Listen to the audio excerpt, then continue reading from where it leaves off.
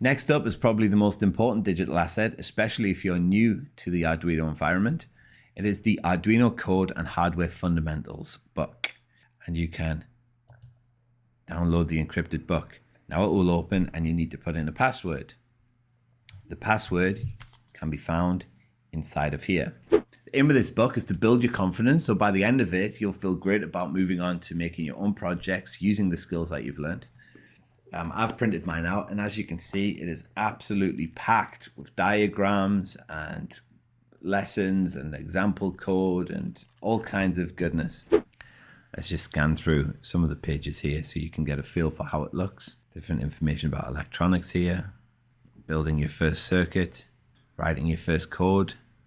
Lesson 2, we're up to pull-up resistors and pull-down resistors. Lesson 3, we got the toggle switch. Lesson 4, we move on to analog inputs, where we're using a potentiometer to change the brightness of an LED.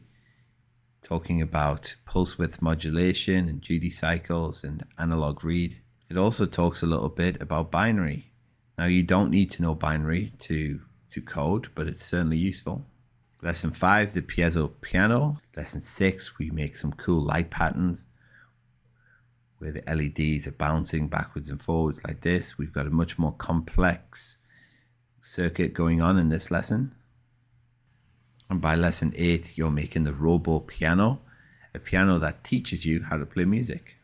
It challenges you to do so in a way that's like playing a game.